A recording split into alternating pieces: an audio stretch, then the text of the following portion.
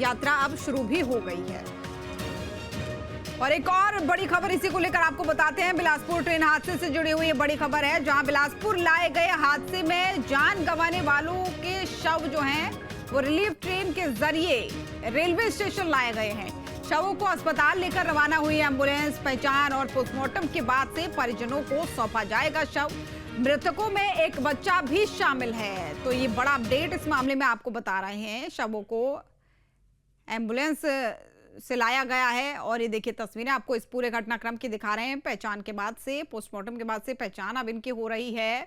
मृतकों में कई बच्चे शामिल हैं, कई महिलाएं शामिल हैं। अब तक 11 लोग अपनी जान जो है इस पूरे मामले में गंवा चुके हैं।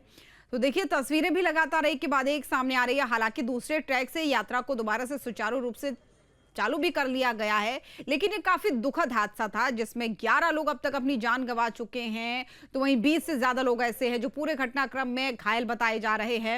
और हमारे संवाददाता रोशन वैद्य इसी खबर पर हमारे साथ जुड़ रहे हैं। रोशन, देखिए जो आधिकारिक उसकी बात हो रही थी कि एक आंकड़ा आधिकारिक तौर पर अभी नहीं आया है, वो भी आ गया है। अभी आपके पास अपडेट क्या है मामले को लेकर? जी बिल्कुल, देखिए जो दुखद रेल हादसा जो कल हुआ था, लगभग 11 घंटे की कड़ी मशक्कत और रेस्क्यू के बाद जो है ये जो मिडिल और अप लाइन को जो है वो क्लियर किया गया है। लेकिन मौत के आंकड़ों की अगर बात करें तो 11 लोगों की अब तक मौत की जो पुष्टि है वो हो गई है। वहीं 20 जो यात्री हैं वो गंभीर रूप से घायल हैं, जिसमें 3 यात्रियों की हालत जो है और बेहद ज्यादा भी गंभीर बताई जा रही है, जिनका इलाज किया जा रहा है। और हर संभव मदद जो है वो अस्पताल प्रबंधन की ओर से की जा रही है और आपातकालीन सेवा के लिए जो है वो तैयारी की गई है। और इससे भी जो घायल है उनका जो है बेहतर इलाज जो है वो फिलहाल किया जा रहा है। 20 लोग अभी फिलहाल घायल है, जिनमें 3 की स्थिति बेहद ही गंभीर बताई जा रही है। और हो सकता है कि आने वाले समय में मौत का आंकड़ा जो है कुछ और बढ़ जाए।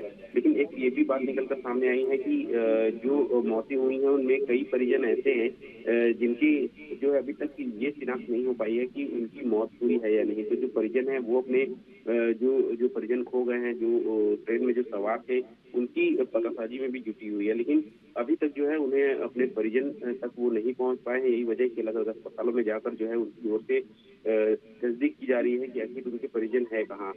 फिलहाल अगर देखें तो अलग अलग अस्पतालों में जो है वो घायलों को भर्ती कराया गया है। अपोलो अस्पताल, सिम्स अस्पताल और रेलवे के अस्पताल में जो है उन्हें भर्ती कराया गया है। वही बात की जाए तो हादसे के बाद जो है जो लाइन है अप और मिडिल लाइन को जो है वो क्लियर कर दिया गया है। लगभग 11 घंटे का ये रेस्क्यू चला था और एनडीआरएफ, एसडीआरएफ समेत जो जिला प्रशासन की टीम जो थी वो युद्ध स्तर पर काम कर रही थी। हालांकि वहां से जो है ट्रेनों का आवागमन जो है वो शुरू हो गया। लेकिन एक बार फिर से कई तरीके के जो सवाल है वो उठ रहे हैं कि रेलवे प्रशासन हर बार दावे करता है कि हाईटेक तरीके से जो है वो रेल का जो है परिचालन किया जा रहा है।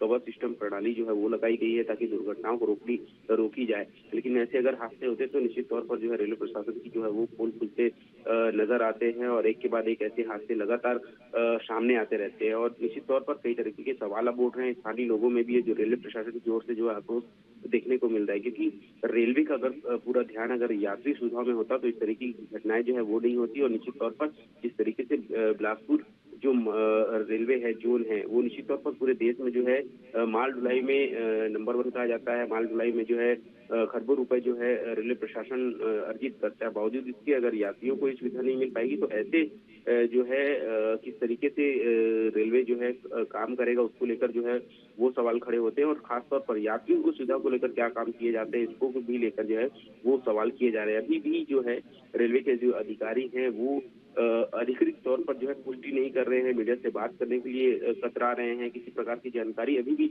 नहीं दी जा रही। तो निश्चित तौर पर जो सवाल है रेलवे प्रशासन पर भी उठ रहे हैं कि क्या ये मौत का आंकड़ा और भी ज्यादा है, क्या कुछ चीजें जो है रेलवे प्रशासन की ओर से छुपाई जा रही है। तो तमाम ऐसे जो सवाल है ये रेलवे प्रशासन की ओर से उठ रही है, रेलवे प्रशासन के ऊपर ये उठ रही है। और स्थानीय लोग भी इसको लेकर जो है वो आक्रोशित नजर आ रहे हैं और आने वाले समय में इसको लेकर विरोध भी देखने को मिल सकता है। क्योंकि जिस तरीके से कोरबा मेमू जो पैसेंजर ट्रेन दुर्घटनाग्रस्त हुई, आखिर इसके पीछे वजह क्या है?